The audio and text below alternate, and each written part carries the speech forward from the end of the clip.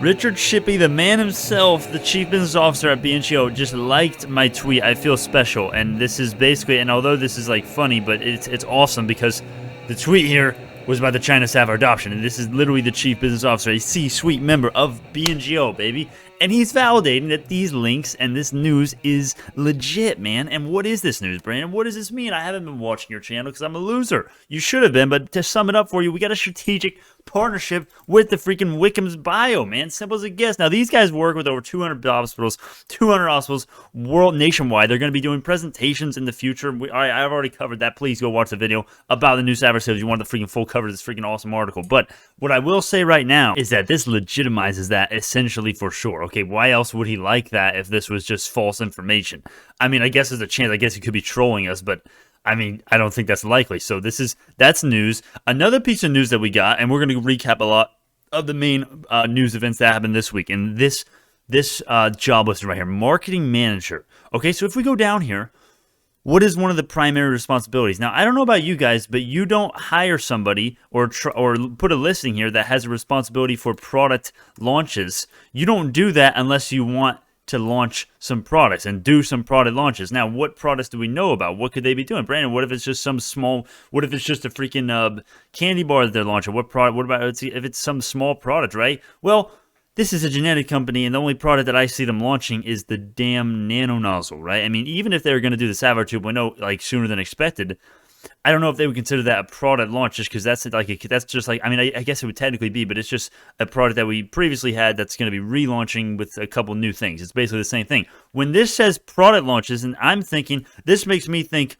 it's a new thing, like the Nanonozzle, like the nanopore nanochannel sequencing device, so I take it for what it is, make your own opinions, right? This is a legit source. I don't think they're hiring somebody for a product launch unless they're looking to launch a damn product, which is the Nanonozzle. So that's another piece of news, and we got this thread. So speaking of Saphyr adoptions, right? We got one Saphyr adoption right here. This is one, okay?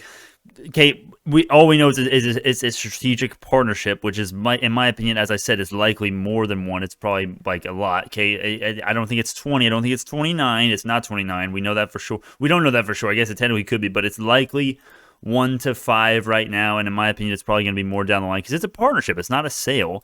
It's a partnership. That's one of the Saphyr sales, right? That's just, let's just, for simplicity, let's just say that's one. We also got this bad boy right here. Now, to my understanding, please correct me if I'm wrong.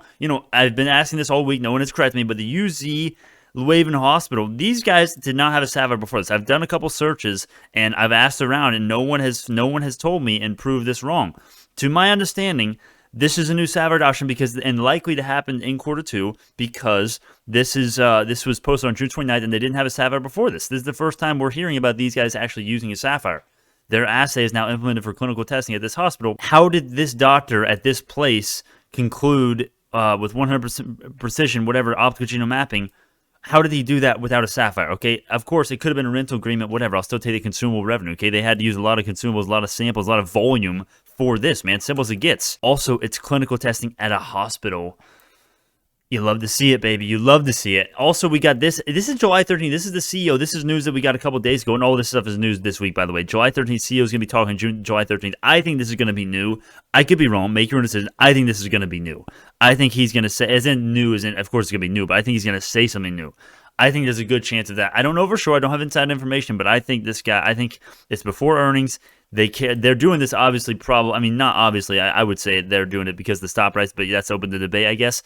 I think they're going to drop something new here, or at least say something good, at least something better than the last presentation we got. The short interest is down actually on Friday, but it is still extremely increased an insane amount on the week. I never thought we would be getting to a 22% of the float is currently sold short. This is way higher than AMC. This is higher than most stocks you'll find, especially with this is higher than pretty much any stock you'll find with a similar chart pattern since May 13th. This is probably one of the only ones, if not the only one, that has gone up, even with a close of, 672, even with a close like this, we're still up a huge amount from 413, 430, and the short interest is, almost doubled. So that is, I'll just leave it out there. Make your own decisions. I've been wrong all this week, so I'll just, right now, everyone hates me. Right when we're green next week, I'm sure everyone will think I'm a genius again. Okay, that's just how it is. Everyone loves it when it's up, hates it when it's down, and they hate me when it's down, and they love me when it's up. Okay, that's just how it is. So I'll just say this: the short interest is very high, And there's many potential catalysts like this in the form of helping Q2 earnings, like this, stuff like this, the presentations. And we're not even talking about the presentations today because they're just not big news. But there was one presentation that happened today, and there's a couple more that's going to be happening soon. And this news, and high growth correcting rubber band effect, right? How about that? And Q2 earnings, that's only a few months away. Also, how about this thing right here? Product launches, baby. I don't know when the nanonozzle is going to be, but that's fucking awesome. That's as simple as it gets. There's no other way to say it. That's awesome, and that's as simple. You can't get any simpler than that. New product, likely nanonozzle. We got nanonozzle evidence earlier with the next generation sequencing experience by another listing, okay? Bioinformatics scientists. What else do you think? It's all making sense now for the nanonozzle launch coming maybe sooner rather than later. I don't know. We'll see. I don't know. I wish I knew when, but when it does come, I know the stock price will reward us very handsomely for doing the research. We also got this article right here, which is very interesting. There's a few subtle things here that I think a lot of people missed, okay? And this is yet another reason why Q2 revenue is going to blow it out of the park, right? The last 15 installments, according to this article, and this was a new article, right, June 30th, and this is based on a recent investor meeting. After a recent investor meeting with the company's management, this 5-star analyst met with the company, and it was posted on June 30th, right? So if we go down here, last 15 Saphyr installments are clinically driven and command higher sample volume. This means that they're going to be analyzing more samples and analyzing more genomes, more consumable revenue, more chips, more cost per genome, $550 per genome. It's just more money for us, okay? And this is Q2. Last 15 installments, those are every installment that we've had prior to the last few days since the start, as long as it's during quarter, any installment any time ever besides the last 3 days, that's going to be affecting Q2 revenue, not by the sale revenue but the consumable revenue, and assuming these installments are actually doing some sort of volume, right? I don't think you'd have a Saphyr if you don't do at least a couple double digit at least genomes being analyzed a quarter, right? I would hope.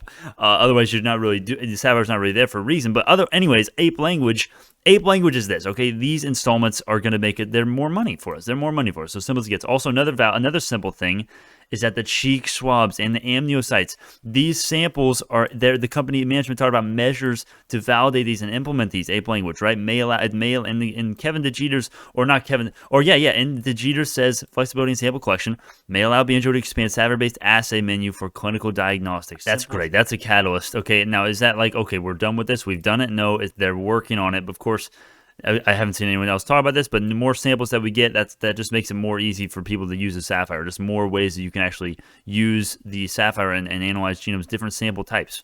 You can use different samples to.